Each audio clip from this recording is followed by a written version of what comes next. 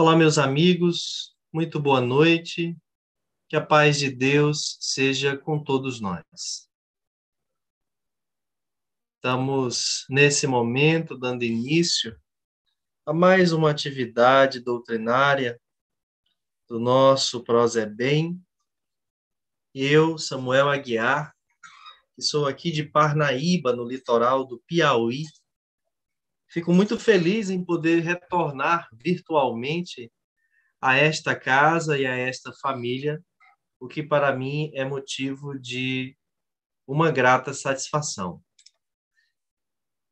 Antes de iniciar o nosso tema propriamente dito, que é nos Passos de Kardec, gostaria de convidar a todos para uma mensagem reflexiva, já nos preparando para esse momento dessa conversa fraterna, instante em que a espiritualidade amiga se acerca de nós e que vai nos auxiliar com passes, limpando a nossa casa mental e a nossa casa física, desde o corpo até o lar que a gente reside. Vamos, então, criar essa atmosfera, esse espaço vibracional propício à presença desses benfeitores e, claro, do nosso próprio anjo guardião. E para ajudar a criar esse momento, tenho aqui uma mensagem do livro Vinha de Luz, do Espírito Emmanuel, pela psicografia de Francisco Cândido Xavier e a editora FEB. No seu capítulo 50, o benfeitor interpreta uma carta de Paulo aos Filipenses, no seu capítulo 3, versículo 14, em que Paulo disse aos Filipenses: prossigo para o alvo. E Emmanuel deu por título do texto Para o Alvo, e diz o seguinte: quando Paulo escreveu aos Filipenses, já possuía vasta experiência de apostolado. Doutor da lei em Jerusalém, abandonara as vaidades de raça e de família, rendendo-se ao Mestre em santificadora humildade. Após dominar pela força física, pela cultura intelectual e pela inteligência nobre, voltou-se para o tear obscuro, conquistando o próprio sustento com o suor diário, ingressando nos espinhosos testemunhos para servir ao próximo, por amor a Jesus, recebeu a ironia e o desamparo de familiares, a desconfiança e o insulto de velhos amigos, os açoites da maldade e as pedradas da incompreensão. O convertido de Damasco, no entanto, jamais desanimou, prosseguindo invariavelmente para o alvo, que ainda e sempre é a união divina do discípulo com o mestre. Quantos aprendizes estarão atualmente dispostos ao grande exemplo? Espalham-se em vão os convites ao sublime banquete. Debalde envia Jesus mensageiros aos estudantes novos, revelando a excelência da vida superior.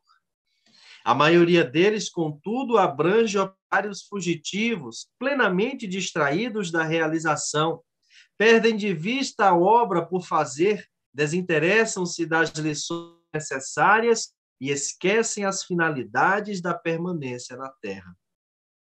Comumente, nos primeiros obstáculos mais fortes da marcha, nas corrigendas iniciais do serviço, põem-se em lágrimas de desespero. Acabrunhados e tristes, declaram-se incompreensivelmente desalentados, vencidos e sem esperança. A explicação é simples, todavia. Perderam o rumo para o Cristo, seduzidos por espetáculos fugazes nas numerosas estações da jornada espiritual e por esquecerem o alvo sublime, chega de modo inevitável o instante em que, cessados os motivos da transitória fascinação, se sentem angustiados como viajores sedentos nos áridos desertos da vida humana. Uma mensagem importantíssima e que vai nos servir, inclusive, de base para o nosso trabalho dessa noite. Vamos, então, fazer uma oração completando esse momento de construção vibratória para um vínculo entre nós, encarnados, e os benfeitores desencarnados que nos assistem. Mentalizando a figura amorosa de nosso Mestre Jesus, nós lhe diremos: Divino amigo e mestre Jesus de Nazaré, em nome de Deus e com o amparo espiritual de amigos que muito nos amam, nos reunimos nesse instante a buscar-te, Senhor, as tuas lições, as tuas reflexões, os teus ensinamentos capazes de libertar a nossa alma da treva da ignorância, da maldade, da pieguice e mesmo das zonas sombrias das nossas desvirtudes, frutos da deseducação da alma. Então te rogamos, Senhor, lega-nos estas companhias espirituais sublimes, capazes de, em se aproximando de nós, envolver-nos de uma dúlcida vibração que nos ajuda a aflorar os mais belos sentimentos que já nos preenchem a alma, a nos fazer brotar os mais ricos pensamentos que já povoam a nossa mente e a encorajar a nossa fé para o enfrentamento de nós mesmos diante da caminhada da existência, na companhia daqueles que nos formam a família consanguínea e aqueles outros que compõem a tão importante família universal.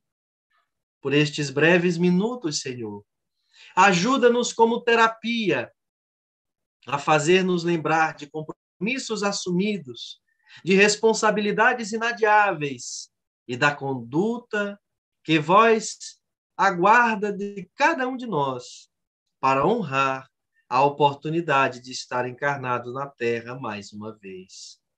Mestre Jesus, abraça o Nordeste espírita, que se une através destes dois estados na noite de hoje, para juntos trocarem energias salutares de amor e paz, de alegria e coragem, de boa vontade e caridade.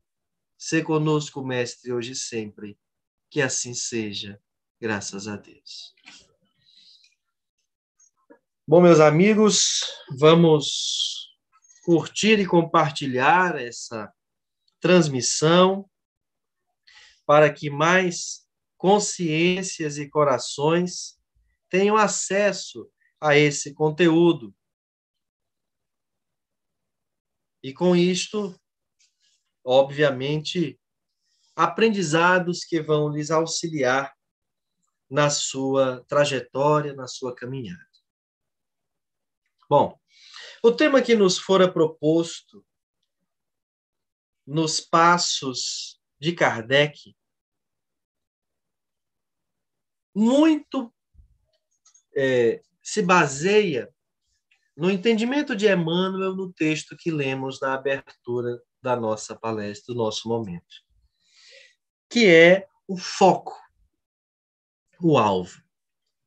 Quando vamos à biografia de Allan Kardec, meus amigos, e encontramos ali o conjunto de esforços de um homem notável para conseguir compilar ensinamentos, organizar todo um conteúdo robusto, sério, e que compõe, portanto, a doutrina espírita nas obras da codificação, nos opúsculos escritos para facilitar o entendimento daqueles que tinham pressa em ler algo mais rápido para melhor compreender, como também na organização da Sociedade Parisiense de Estudos Espíritas e na própria Revista Espírita, ambas lançadas no mesmo ano, né? A Sociedade Parisiense e a Revue Espírita.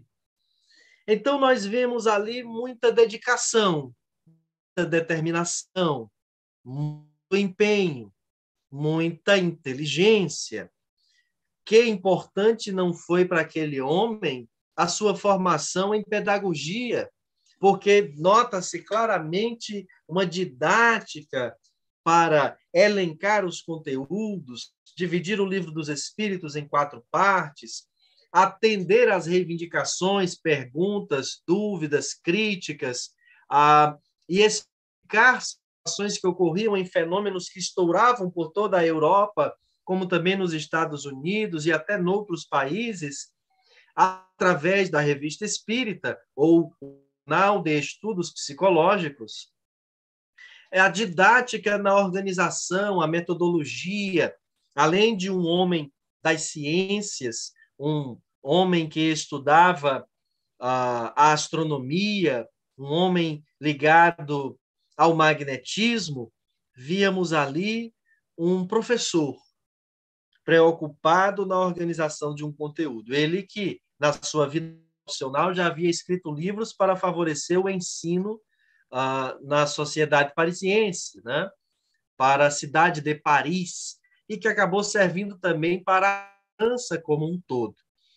Teve ali a oportunidade de, ao longo de 50 anos, dedicar-se a estudos, a aprendizados que mais tarde se serviu deles todos, mesmo no Espiritismo.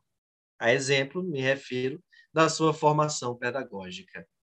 Basta ver que primor, que sequência lógica, que pensamento intuitivo tem Allan Kardec na composição da codificação da Revista Espírita, não é? E os demais opúsculos, como o que é o Espiritismo e etc. Até nos registros feitos naquela obra não publicada por ele, mas que compõe, assim, o acervo das obras de Kardec, que é o livro Obras Póstumas, né? Que veio logo após a sua desencarnação.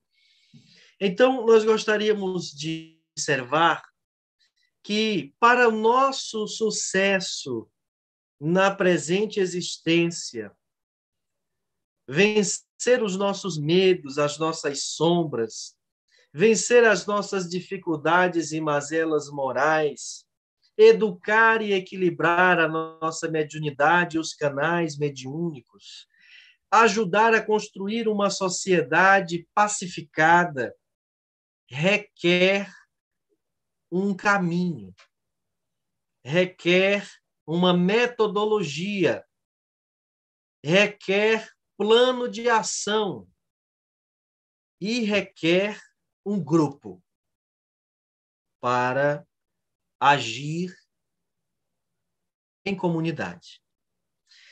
E quando eu digo que requer um caminho, e o evangelista João nos diz que Jesus é o caminho, a verdade e a vida,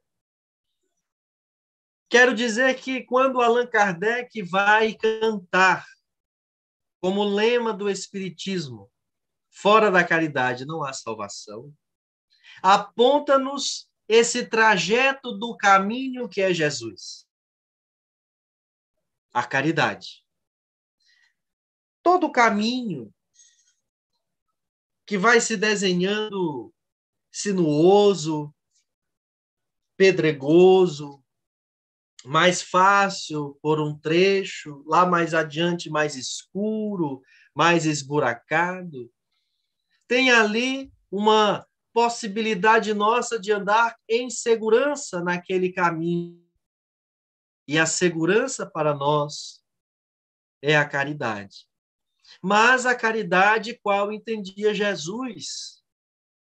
E segundo os Espíritos informaram a Kardec na questão 886. Benevolência para com todos, indulgência com as imperfeições alheias e o perdão das ofensas. Fazer o bem é o caminho. Não fazer aos outros aquilo que não gostaríamos que se nos fosse feito. Auxiliar como podemos a todos os que precisarem. E nós sempre poderemos ajudar, porque se não for com o pão, com o alimento, com o agasalho, com o dinheiro, será com a nossa oração, será com a nossa palavra de encorajamento, será com a nossa determinação em mediar a chegada daquela pessoa a um outro alguém que possa materializar o auxílio imediato daquele instante.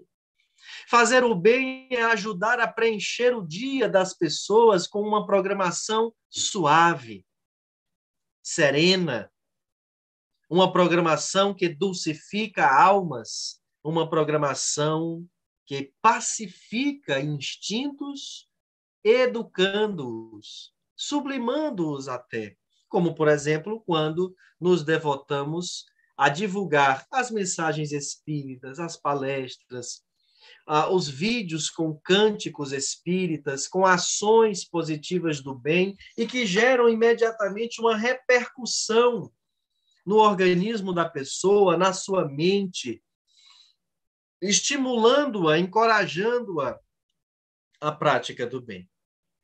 Quando eu digo que nós precisamos do caminho, de um plano de ação, quero dizer que, aliás, da metodologia, quero dizer que esta metodologia é a própria doutrina espírita.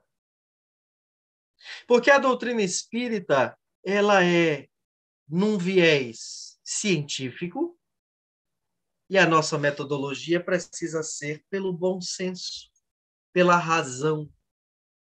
O que a lógica, a ciência, o bom senso aponta sobre este fato, ali eu delibero sobre ele.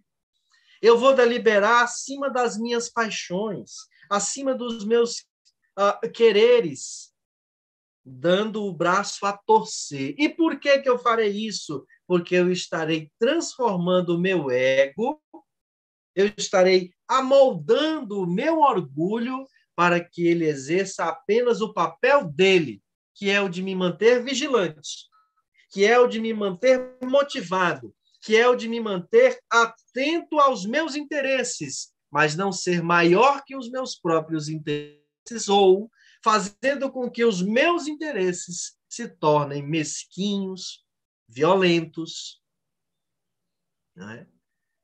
Se tornem egoístas. Porque é interesse meu evoluir. Esse meu interesse de evoluir, esse meu interesse de me melhorar, esse meu interesse de me transformar, parte também do meu ego.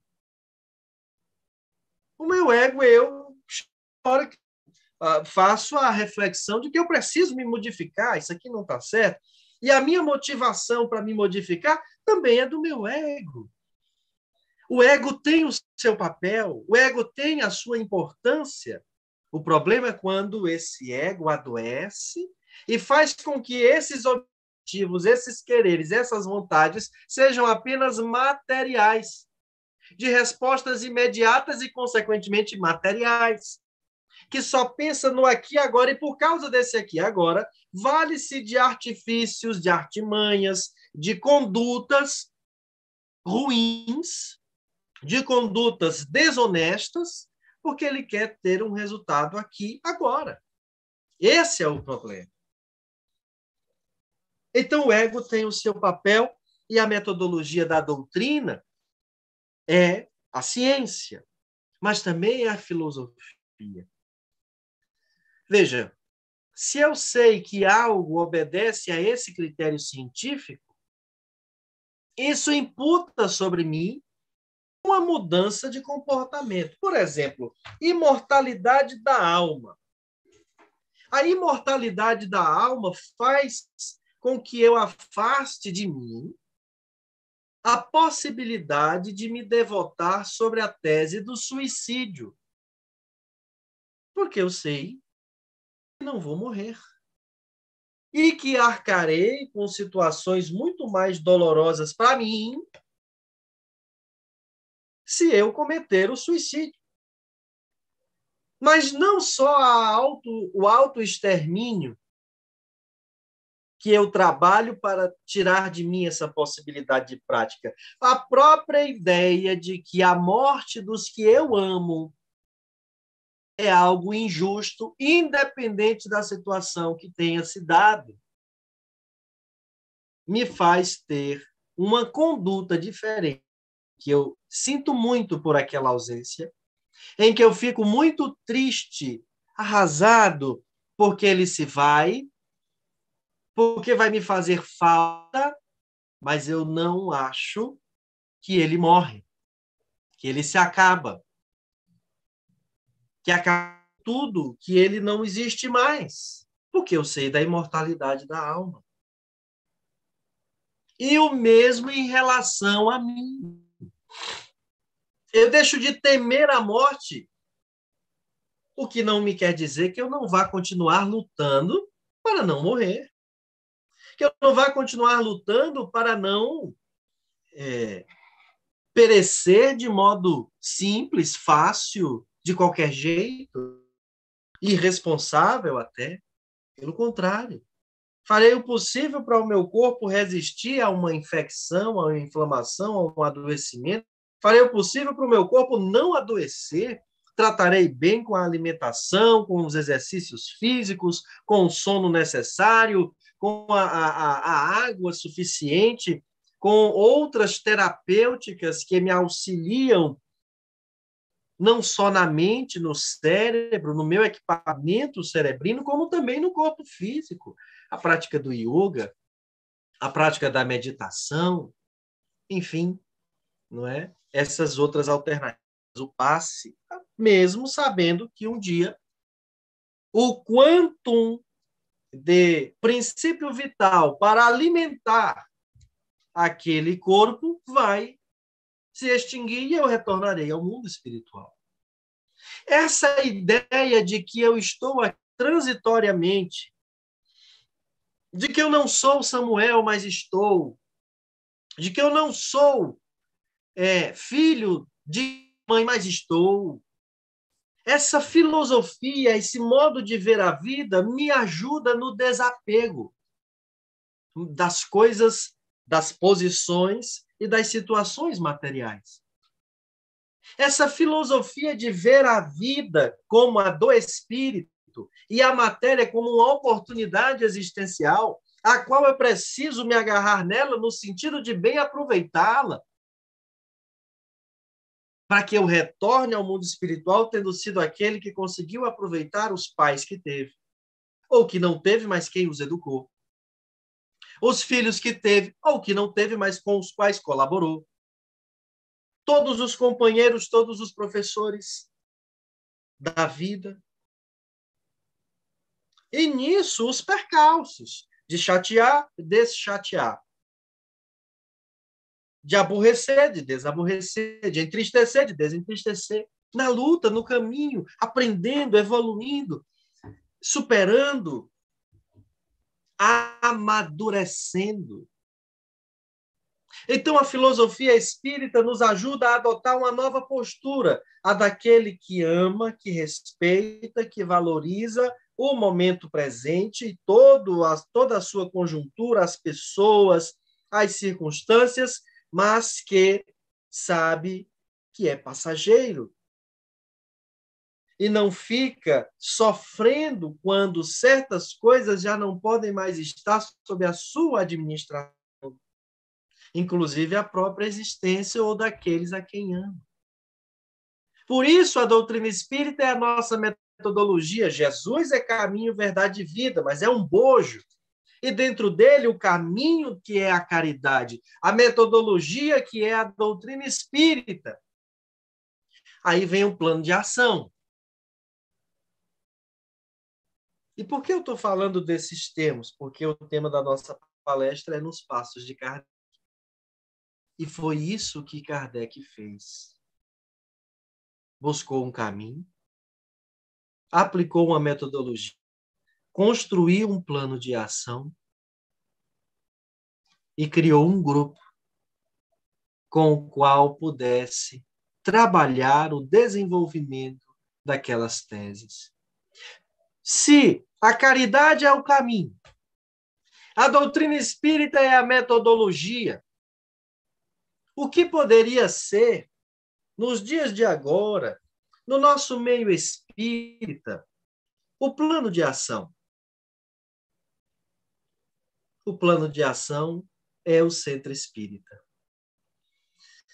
Porque mesmo que tenha todas as áreas criadas pelo Conselho Federativo Nacional da Federação Espírita Brasileira, repassadas às federativas estaduais, consequentemente aos conselhos regionais, uniões municipais, distritais, até a Casa Espírita, mas o Centro Espírita tem a possibilidade de trabalhar com a área doutrinária, com a área mediúnica, com a área da infância, da juventude, da mocidade, com a área da assistência e promoção social espírita, com a área do atendimento espiritual, a área da família, a área da arte e do espiritismo.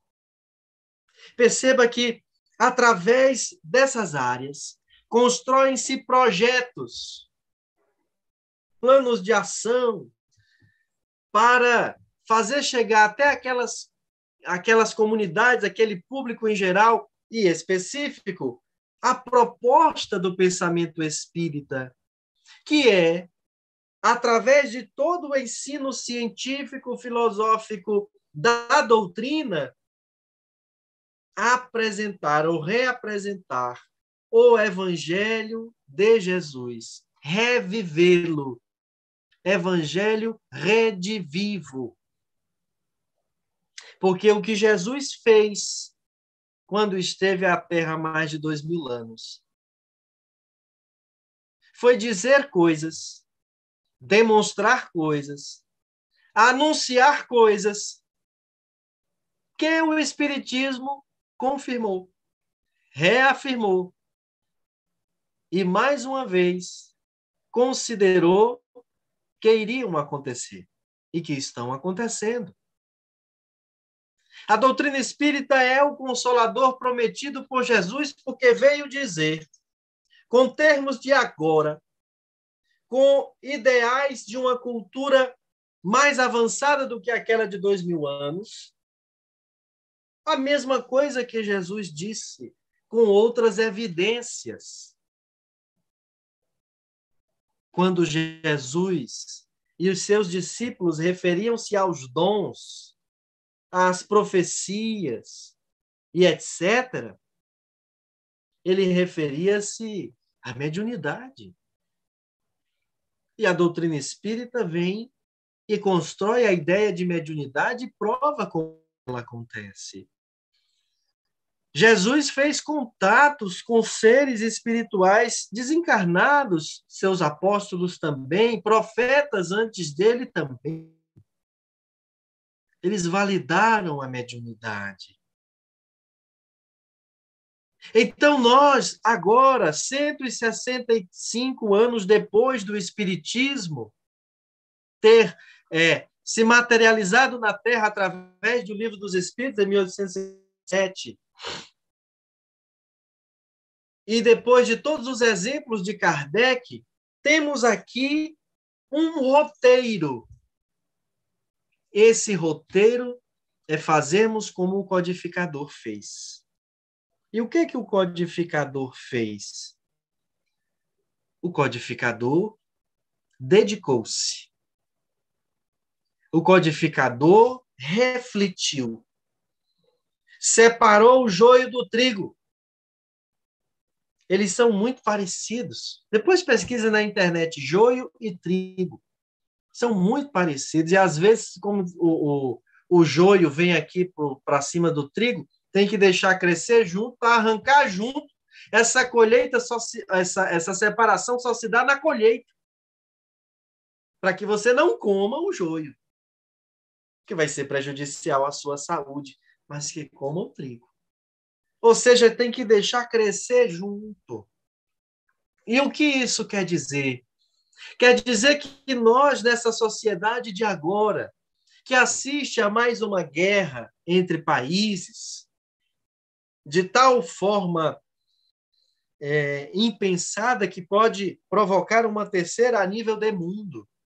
Esta sociedade que assiste uma nação, um continente inteiro perecer à fome, perecer à custa de doenças já erradicadas nas outras partes do globo, porque lá vivencia uma pobreza extrema, e claro, isso chega aos níveis acadêmicos, científicos, onde a comunidade internacional pouco se importa.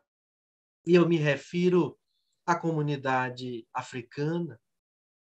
Essa sociedade de agora, como a do Brasil, que divide em 5 regiões que falam o mesmo idioma, que tem a mesma Carta Magna, que tem as mesmas características sociais, mas que tem algumas que são muito próprias dessas 5 regiões, o que configura ali como se fossem 5 povos, 5 continentes.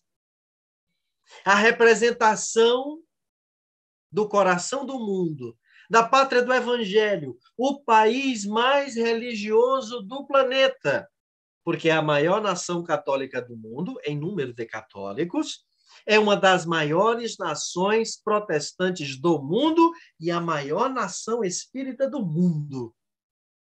E assiste a uma onda de corrupção, não só na política partidária, mas nas próprias relações sociais. Assiste a uma onda de violência que faz a gente se perguntar como essa gente ostenta ser cristã, religiosa, dentro daquela escola religiosa, se tem tanto preconceito, se tem tanto ódio, se tem tanta morte, perseguição àqueles por conta de uma questão de identidade de gênero. Que justificativa! E nós estamos nesse meio,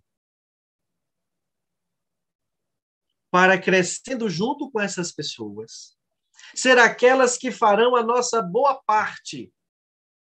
E lá no mundo espiritual, Deus, a espiritualidade superior, possa fazer a separação de quem honrou com o propósito de estar num país do coração de Jesus, de estar no território próprio para tratar almas em desalinho, e que fez bem o papel daquele que não fez. Por isso, o terceiro viés da doutrina espírita é tão importante. O terceiro aspecto, o terceiro pé do tripé da doutrina é tão importante.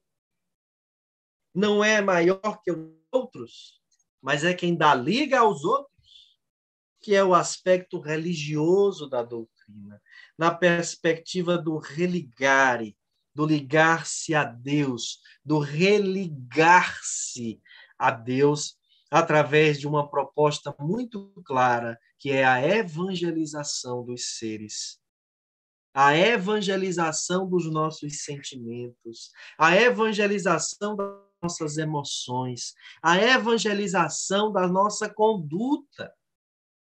E por que essa evangelização é tão importante? Porque ela vai culminar, casar, subsidiar aquilo que eu apontei como sendo o último ponto, não é? Eu falei de caminho, de metodologia, de plano de ação, que é o grupo. Ora, se o plano de ação é o centro espírita, Samuel, o que vai ser o grupo? O grupo vai ser a família. Mas só a família? A família. E eu vou lhe explicar. Emmanuel diz-nos que o próximo mais próximo é aquele com quem a gente vive no mesmo lar, com quem temos consanguinidade e etc. Mas também Emmanuel vai nos dizer que por conta das relações espirituais e históricas de encarnações após encarnações, a possibilidade, a probabilidade de todos nós já termos convivido muitas e muitas vezes, não só nesse território, como em outros e etc., faz com que nós façamos parte de uma família maior do que a gente supõe. Então, hoje, meu sobrenome é Aguiar, o meu nome do meio é Cunha. A família de Cunha é enorme. A família de Aguiar é enorme. Essas pessoas foram se casando com outras de outros sobrenomes que foram também se tornando minhas parentes, minhas parentas. Eu casei com alguém de um sobrenome Seligman, Soares, que tem mais um bocado de gente, a gente vai se relacionando. E o Evangelho segundo o Espiritismo nos diz que, às vezes, aquele que nos bate à porta, nos pedindo um pedaço de pão, um alimento ou qualquer outro tipo de ajuda, que a gente nunca viu na vida e só vê naquele dia e depois nunca mais vê, às vezes pode ser um parente nosso, de uma outra encarnação. Ou seja, o conceito de família na doutrina espírita ganha um sentido muito mais amplo. É família todos aqueles com os quais convivemos no planeta Terra. Nossa família é a terráquea. E envolve encarnados e desencarnados. Porque quando estamos na mesa mediúnica e socorremos uma entidade ainda em trevas e perturbação, e que pede ali auxílio, e eu digo, meu irmão, vamos sair dessa situação e vamos, se permita um novo caminho, e eu o trato como alguém, como gente, depois de muito tempo que ele não é mais tratado assim, eu estou cuidando de um familiar meu irmão. Então, o grupo é a família. E esses foram os passos de Kardec quando ele decide focar no alvo.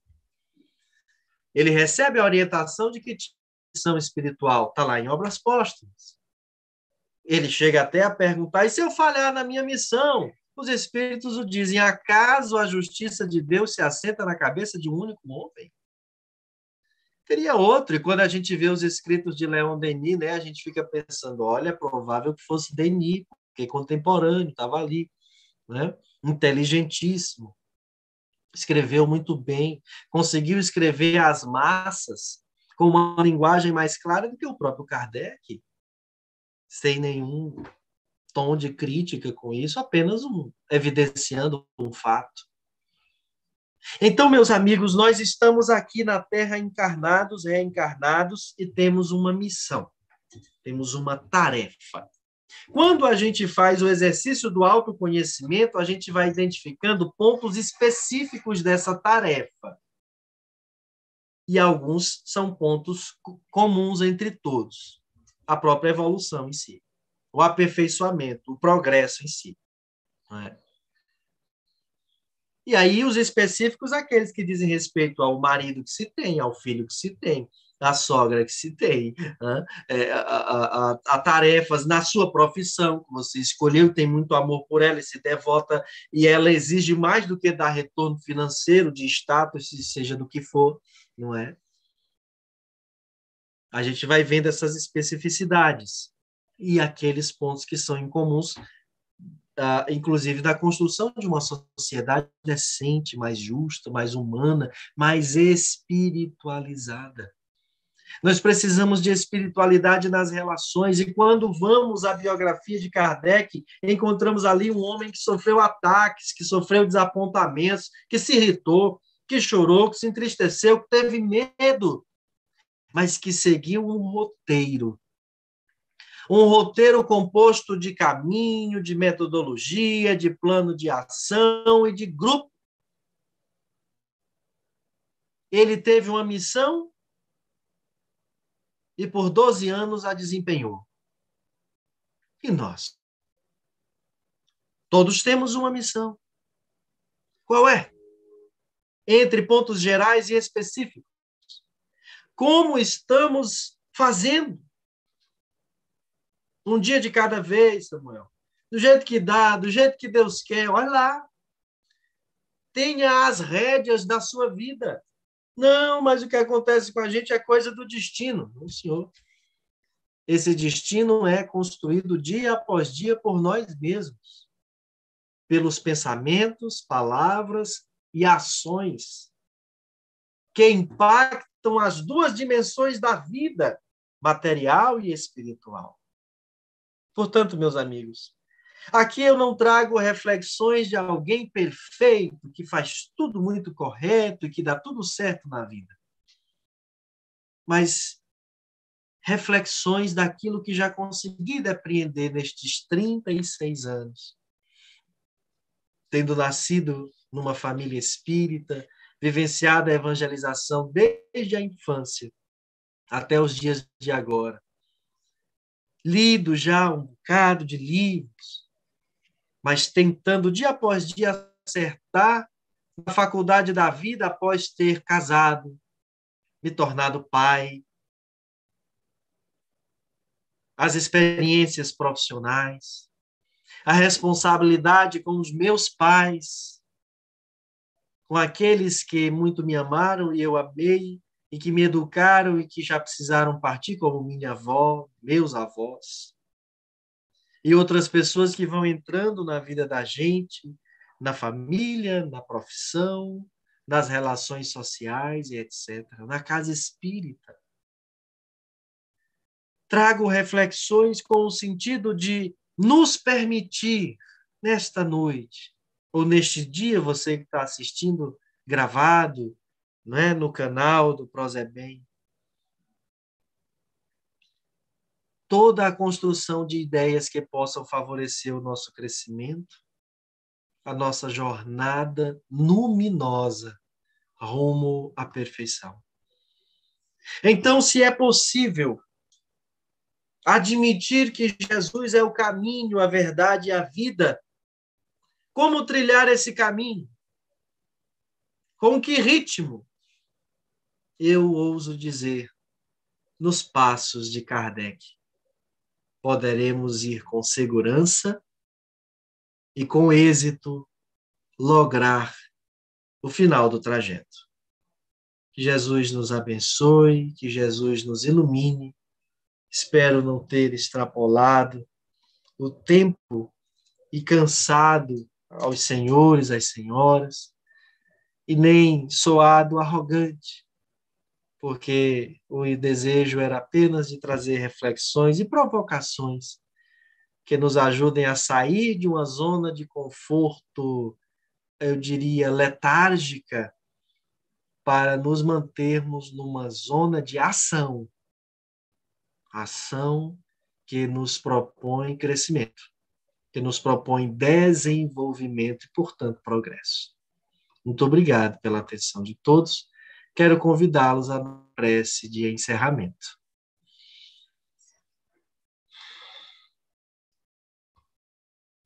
Pai de infinita misericórdia e justiça, muito obrigado por essa oportunidade que nos foi consentida de, em teu nome, nos reunirmos através de plataforma virtual, provocar nossas faculdades mediúnicas para nos ligarmos fluidicamente entre tantos corações, Brasil e mundo afora.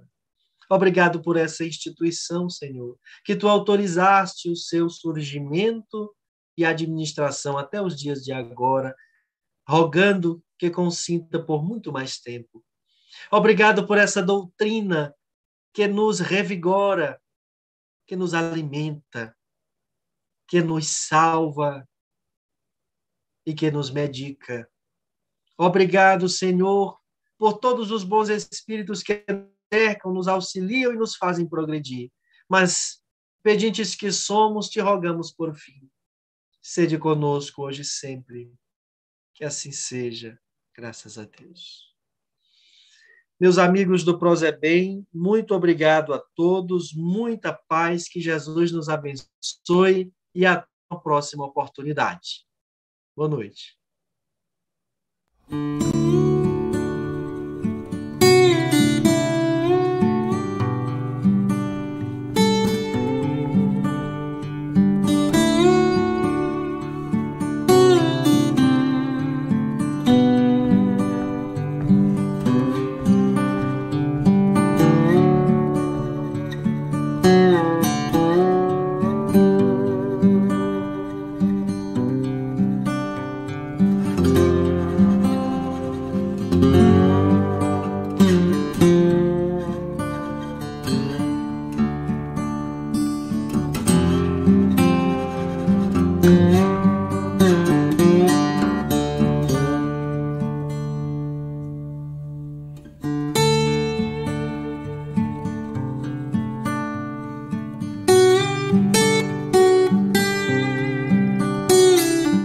Jesus nos abençoe, meus irmãos. E seguramente nós somos abençoados. O Prozebem é abençoado.